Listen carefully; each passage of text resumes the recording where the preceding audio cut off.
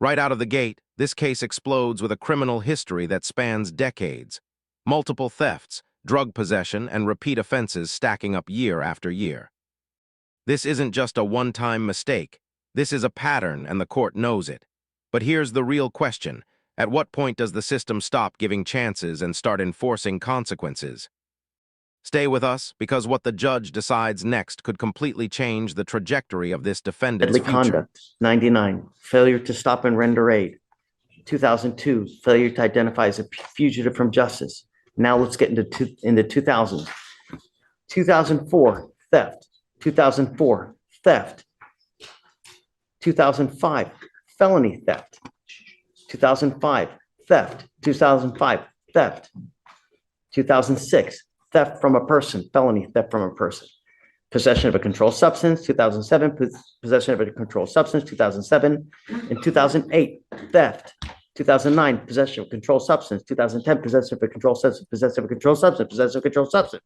2012, theft, assault, theft. 16, 17, 18. Now, 2019, theft. 2020, theft. 2021, theft. 2021, theft. 2021, criminal trespass. 2021, theft. 2022, theft. 2022, criminal trespass. 2022, theft. 22, theft. 22, theft. What you're witnessing here is a textbook example of escalation through repetition. The sheer volume of theft-related offenses signals to the court that prior interventions, whether fines, short jail time, or probation, have failed to correct behavior. Now, when the judge questions why this is being filed as a misdemeanor despite such an extensive record, that's a critical legal moment.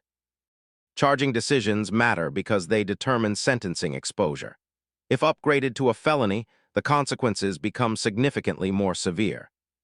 So ask yourself, should repeat offenders automatically face harsher charges, or should courts continue focusing on rehabilitation? And now, another.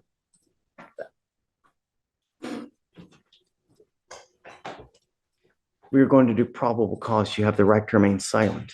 Anything you say can or will be used against you. You have the right to have an attorney present. If you cannot afford one, one will be appointed to you. Yes, Judge. On August 29th, 2024, officers responded to a theft of business at a Walmart in Harris County, Texas. Officers made contact with complainant, the loss prevention associate, who stated on August 28th he contacted officers about a shoplifting, but no officer responded to take the report at that time. The complainant showed the officer the surveillance video, and the officer observed the defendant select a blue tote, walk towards the automotive section, look around to see if anyone was observing her actions, and select multiple Benzol motor oil quarts off the shelf and conceal them in the tote. The defendant was then observed walking towards the health and beauty section and exiting through an emergency fire door without attempt to pay for the tote or the concealed oil. How much the value? Let me check the OR, Your Honor. It's not in the DIMS. And I'm guessing because they know it's going to be reduced to a misdemeanor, they just now file it as misdemeanors, Michael, instead of a felony? I'm sorry, what's the question, Judge? Do they hence assume intake that it's going to be reduced to a misdemeanor as to why they filed it as a misdemeanor? You know what, Judge, this has been happening a lot and I'm not sure why. I think honestly, a lot of it is negligence into not looking at what their criminal history is before they file the charge. Quite honestly, because I see it a lot and I don't think there's any policy for it. And Your Honor, the total is $98. This is where the judge pivots from punishment to structured intervention. Instead of immediate incarceration, the court imposes strict conditions: GPS monitoring, repeated drug testing, restricted movement, and the clear threat of escalating bond and jail time. Legally, this reflects a hybrid approach: accountability paired with rehabilitation. The judge is explicitly addressing the root cause, possible substance abuse, while making it clear that continued violations will not be tolerated. The big takeaway: the justice system is signaling a final warning: change now or face serious consequences. Yes. I want to know what, if anything, is in your system, and you're to come right back, and then we will discuss where we go from here. I'm going to put a GPS monitor on you, and I'm forbidding you from going to any store that you have a prior contact with in the theft case. Do you understand? Yes. And if I find that you have any contact with any of these stores, I'm going to make your bond so high, your teeth are going to fall out. Do you understand? Catch and release days are over. No more catch and release. We are going to get to the bottom of why this continues to happen. And if that means some kind of treatment facility with a dual diagnosis residential program, then hey, but now you're working what? 30 thefts? Stops today.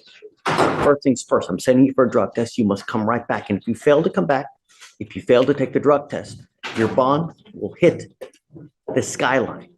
You understand? Mr. Garris, we have a doozy on our hands now. And you are probably one of the best, and thank you for being here. We have quite a doozy with Ms. Cameron. She is someone who continues over and over and over to pick up cases. And we're now to the tune of, how many theft cases do we got? On the list, Judge, so have some awareness. Yeah. I sent her for a drug test. She tested positive for coke. It ends today. You will now be required to come here 2 times a week to take drug tests. You are forbidden from going into any of the stores for any of the theft cases that you have. And I'm going to tell you now, if you can't stop on your own, then we will do it for you. I'm giving you the opportunity to stop using any illegal drugs on your own now. If you are unable to, then you will be with me. I'll revoke your bond and I'm going to put you in jail. And I will continue to do so until you stop using. If you pick up any more new cases, likewise, I'm going to put you in jail. Do you understand? Yes, sir.